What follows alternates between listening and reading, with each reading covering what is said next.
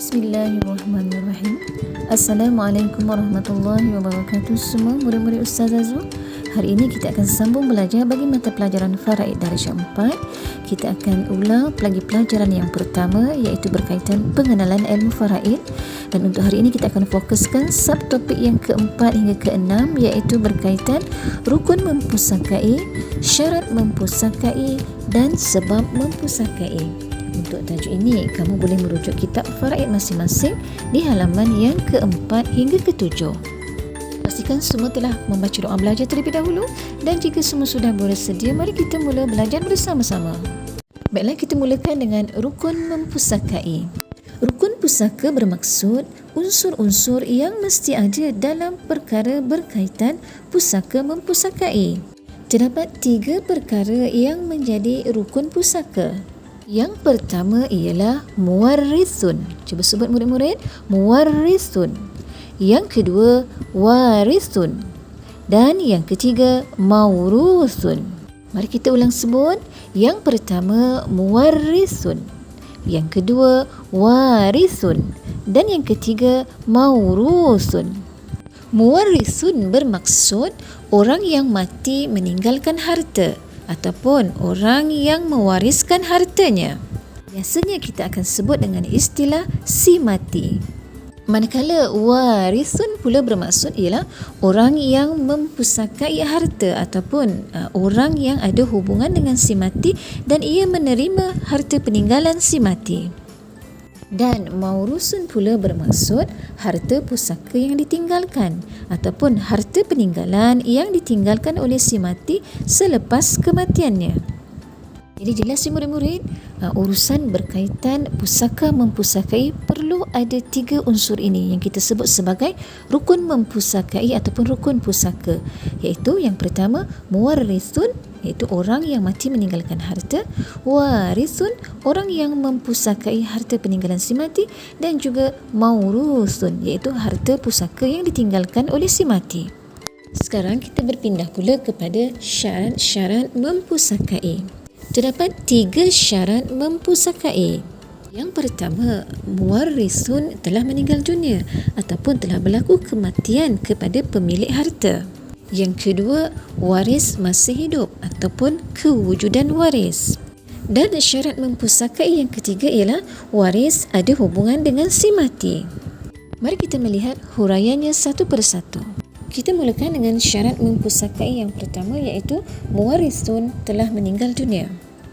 Kematian muwarisun ataupun pemilik harta disyaratkan bahawa kematiannya telah pun disahkan secara jelas, seperti mati kerana sakit ataupun kemalangan. Ataupun muwarisun dianggap telah mati, iaitu dengan cara disahkan oleh pihak berkuasa seperti hakim. Sebagai contoh, bagi orang yang telah hilang dalam tempoh masa yang lama dan setelah dijalankan usaha untuk mencarinya tetapi gagal, maka pihak berkuasa mengesahkan bahawa orang itu telah pun meninggal dunia. Ataupun muwarisun ditakdirkan mati, seperti anak di dalam kandungan ibunya kerana berlaku perlakuan khianat kepada ibunya. Jadi jelas ya murid-murid bahawa syarat muwarisun telah meninggal dunia boleh berlaku dalam 3 keadaan seperti yang Ustazah telah sebutkan tadi. Seterusnya kita berpindah kepada syarat mempusakai yang kedua, iaitu waris masih hidup. Yang pertama, waris ataupun penerima harta pusaka ini hendaklah disahkan ataupun diyakini benar-benar hidup sewaktu berlaku kematian mewarisnya walaupun dengan kadar sedetik. Yang kedua, waris dihukumkan hidup oleh pihak yang berkuasa. Sebagai contoh, dalam kes orang ataupun waris yang telah hilang dan tidak dijumpai dalam beberapa tempoh, selagi pihak berkuasa tidak menghukumkannya mati, maka orang itu dianggap masih hidup dan berhak untuk menjadi waris kepada mewarisnya. Kewujudan waris ataupun waris masih hidup juga dengan cara ditakdirkan hidup. Ini seperti anak yang masih lagi dalam kandungan ibunya dan ia ditakdirkan ataupun dianggap hidup oleh orang yang mahir di dalam perubatan.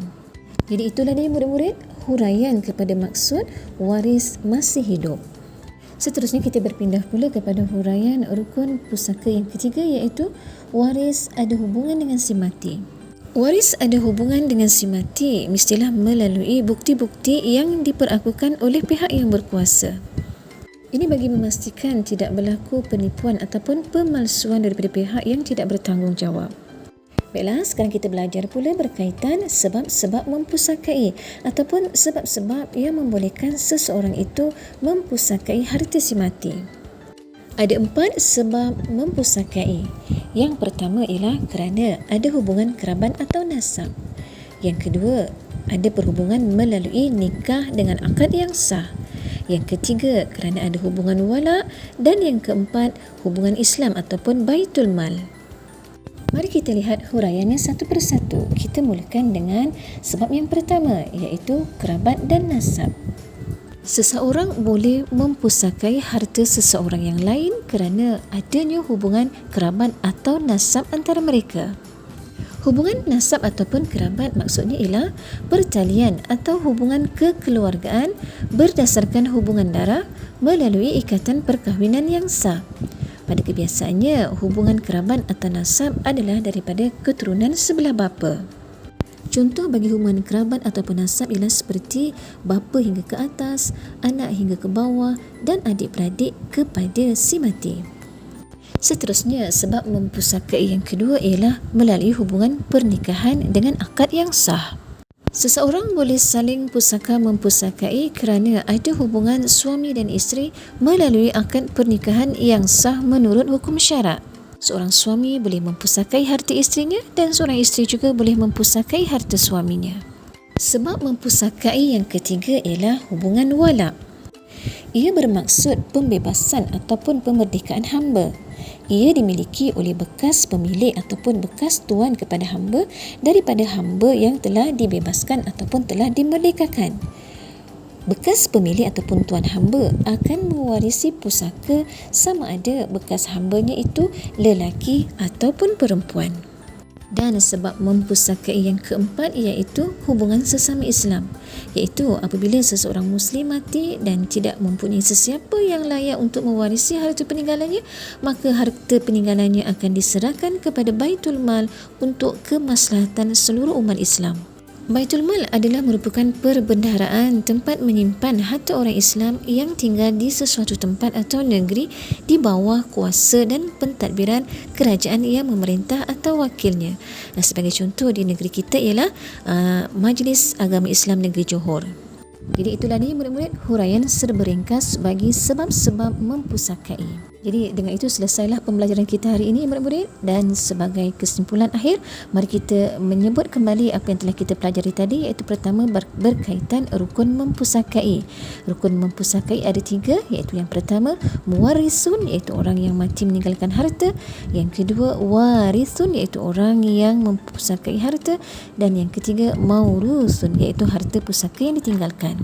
Dan sebab-sebab yang membolehkan seseorang itu mempusakai harta si mati ialah yang pertama kerana adanya hubungan kerabat atau nasab, yang kedua kerana ada hubungan melalui pernikahan dengan akad yang sah, yang ketiga kerana ada hubungan wala, dan yang keempat iaitu hubungan sesama Islam iaitu Baitul Mal. Sebagai akhirnya, Ustazah mendoakan semua murid Ustazah boleh memahami pelajaran hari ini dengan baik. Dengan itu, sekian dahulu untuk hari ini. Sampai jumpa lagi.